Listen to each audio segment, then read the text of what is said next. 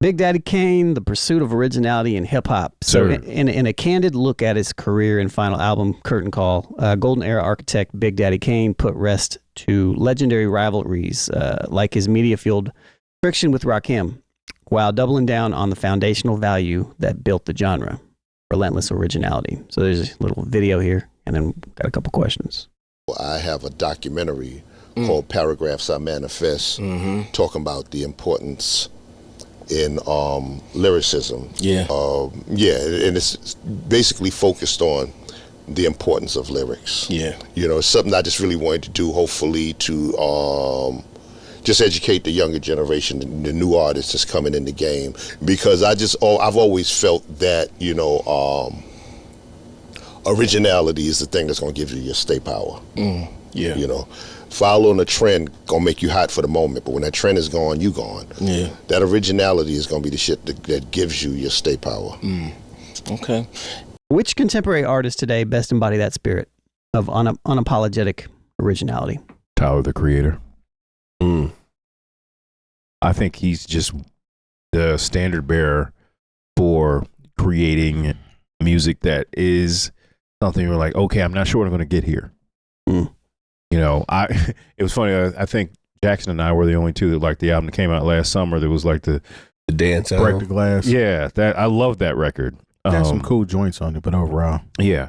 And I just, look, I am, last year when we were talking about the freshmen, and I remember there was one kid who kind of stuck out to me as not being terrible.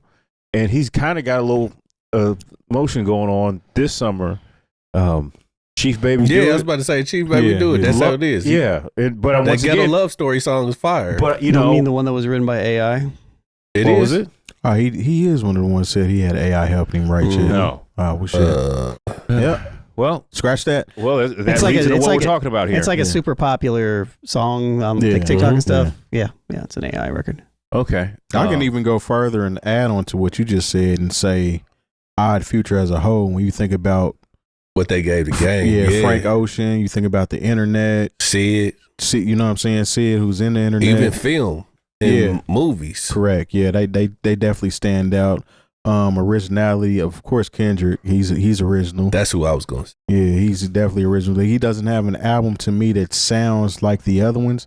I mean, of course, you can hear an influence from other artists, but his approach is definitely in that original lane. You know I think what I'm saying? JPEG Mafia fits in there. I'm not a huge fan, but I think he definitely falls in that. I think Danny Brown falls in that. Yeah, definitely. A lot of blog era cats, even A$AP Rocky. Yeah. At one point in time, although his influence was Bone Thugs' influence, essentially like kind of even Amigos, which is crazy because nowadays a lot of people equate the Migos as creating a flow. When the Migos actually didn't create that flow. Obviously, people from our era know that there's lots of people that use that style flow. They flipped it though. They flipped it and they added their ad libs to it. But as far as like that 3-part or choppy rap triplet type thing, that's been around since Bone Thugs and 3 6 Mafia. I was about to say 3 6 said that they stole it from them. A lot of people, well, even Twisted. other people down south, Skinny Pimp, all of them used to kind of do that same kind of rap. But as far as being original, Open Mike Eagle, super original for his style. Yeah. He's not super, crazy popular, but he's definitely unique, and he's always been that way. Yeah, I mean, I don't know. I feel like kind of Mick Jenkins kind of is in his own way. Again, these aren't like bigger named artists, I feel like the stuff that Black Milk puts out, I feel like he's Chance, yeah. Black Milk's been continually carving his lane very specifically for his entire career, completely. He sounds like him. Like there's nobody who really sounds like him in that particular way. I think that's the drummer in him. Yeah. No, for sure. It's very drum focused. But also you can hear the funk and also the genres of that are typically super drum heavy kind of also come out in his stuff as well. Even outside of rap, like a Thundercat. Yeah. Flying definitely. Lotus. Flying Lotus. Yeah, Flying Lotus is I think he's the definition of that. Can I say Don Toliver? Yeah. You know, I don't really know his music too much. So yeah, there's not really a lot of people that sound like him. K-Tronada would be one. Yeah, Definitely K-Tronada. Don Toliver definitely too, because Don Toliver has actually lent his style to other artists.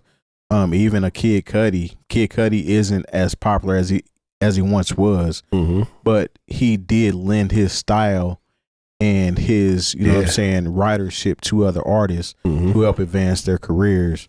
Even a Kanye West, man. I know we don't really talk good about him a lot, but Kanye West has definitely been somebody that's original. There's not another Kanye West in the game. I'll give him the fact that he tries things. Yeah. That's all I can give him, because he does writer camps and they feed into him, man. I can't.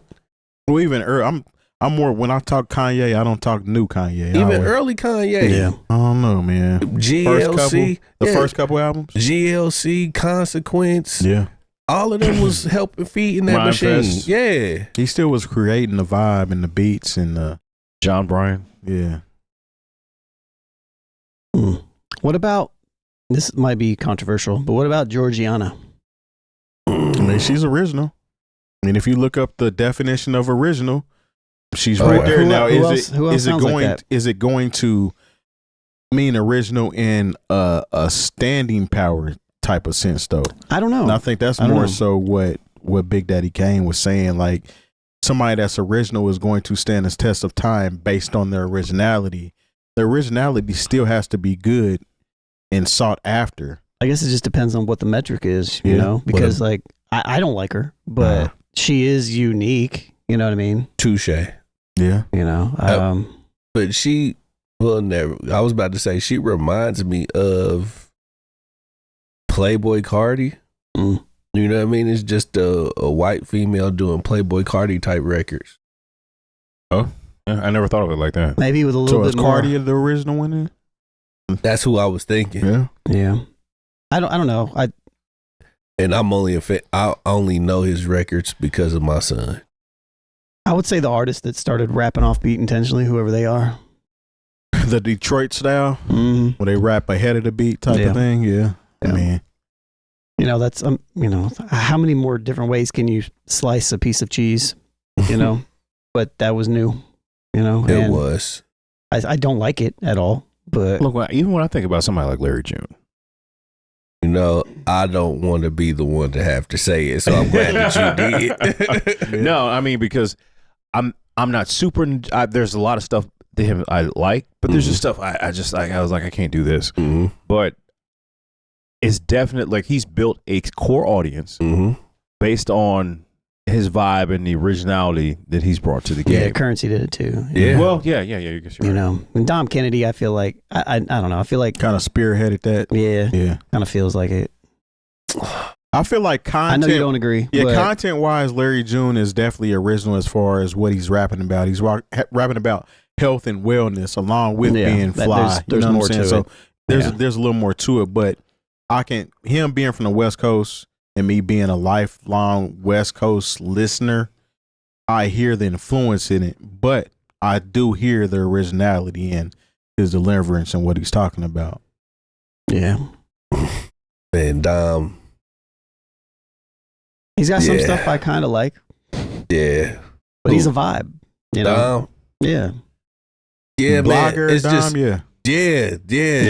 It's he fell off a cliff. You know what I mean? Like, he was headed up, man, and then it just, he was top dog law at one point. and then I just he don't, like, Dom don't even sound the same to me now. Like, his tone and everything is the last 5 years, 6 years, he don't even sound like he did in those early records. I can give you another one from that era, The Cool Kids.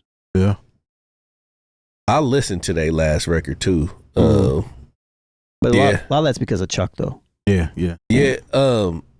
And Mike went off and started doing some other stuff too, man. Sure. Because But Chuck's sound, I guess, is why I'll give you that. Why I would specifically say that's a little bit different, because a lot of people were kind of rapping like they were rapping, but Chuck had a trend. Yeah. You know what I mean? Because it was the sounds that he was using at the time. They were throwback. Yeah. You know what I mean? It was taking you. It was like old modern school throwback. music. Yeah, it was old school music with a new twist. Yeah. So, very minimalist. Exactly. Yeah. So and then that got old. It was kind of like a trend, and it just wore off. Hell, even T-Pain. Yeah. Yeah. Yeah. Can't leave him out because I mean, a lot of people use his style or what he about to say. brought to Future the took game. his style and but nobody was doing it like T-Pain for a minute. No. yeah, No, like if you turned on the radio, it was T-Pain influence everywhere. and he was taking over every song. Every song he was featured on, he was killing it. Yeah, It was people from real hardcore hip hop artists to Justin Timberlake jumping on remixes. It's just crazy how, I mean, how long is this? What, 10, 12 years ago now? Shit, probably longer than that. Yeah, like Bayou once he It's been there. Damn. Hold wow, on. now about 15 years ago. It's probably 20. Yeah, it's 20. It's 20 now because this was when I was rocking the Ice Lounge. But the thing that kind of set him So, off different, the thing that set him different was the fact that he leaned all the way into his thing. Yeah. You know, he did something, he like broke something intentionally and it became, you know, like he didn't need it either. Like he's just like, no, this is gonna be my thing. Yeah. I think outside of that, John, I feel like Radiohead kind of did that when they changed their style a little bit in the early 2000s. You know. Look, there's a reason why we still kind of talk about Cool Keith. Yeah, that's fair. Just because, you know, even, I mean, and I would say that even with De La Soul. They definitely were original. Because, like, you got to think about when they put out Potholes in My Lawn, what the hip hop landscape looked like. You know, like when they did that video for Me, Myself, and I, like the people who are in the classroom with them, that's what hip hop looked like. Yeah. Especially if you're on the outside looking in. Well, a certain there was a transitioning that was the transition that was happening. Absolutely, yeah. From the people who were wearing the gold chains and in the athletic wear to the people who were kind of more Afrocentric and then just kind of like, oh, we're regular too, just with our jeans and our button-up shirts, not button-up in the way that Jay-Z did the button-ups later on, but just like floral. Just another layer to the culture. Yeah, if you look at the Can I Kick It video, like these are just guys. These people were a lot closer to what I was wearing at the time, just being a black kid in suburbia than, because it was anything else. They identify with another hip hop crowd, and they also influenced the Tribe, who influenced Outkast, you know what I'm saying? It continues to go on and on. So that was a different day, though. That's when hip hop had to be you had to be original in order to even get on. You know what I mean? Now, ideally, now everybody is chasing $1. You know what I mean? So chasing a sound and an aesthetic and $1. You know what I mean? That's what, because it's somebody sets a trend and everybody takes that trend and run with it. Well, I think I blame some of that too on fans, because there was one point in time where we didn't allow everybody to sound the same. Record companies was trying to give you the same with artists that sounded exactly like this artist. But we was like, nah, we don't want that. They sound like they biting off of them. And then it kind of evolved into like, well, it's just, I like how it sounds, so I'm rocking with it regardless. I think that has to do with the fans accepting it. If they never accepted these carbon copies of these other artists, then we wouldn't be where we are right now as far as originality is concerned. Another thing was, back then, collaboration wasn't really a thing as much as it is now. You know what I mean? Like, you know how exciting it was when Burn Hollywood Burn came out and it was Public Enemy and Ice Cube on the same record with Big Daddy Kane? Yeah. My goodness, I didn't know what to do. Or not even the fans, the internet in itself. Even you brought up, Tyler the Creator. Tyler the Creator spoke on this actually. And he talked about how the originality changed in artists because we can't even pinpoint where people are from anymore based on the internet. Like, you can log onto the internet, everybody's talking the same. Regional slang becomes slang on both coasts because you're consuming it on the internet, and that originality and that sound that was true and dear to where you're from is lost. based on your being influenced by everybody on the internet. And that has a lot to do with it as well.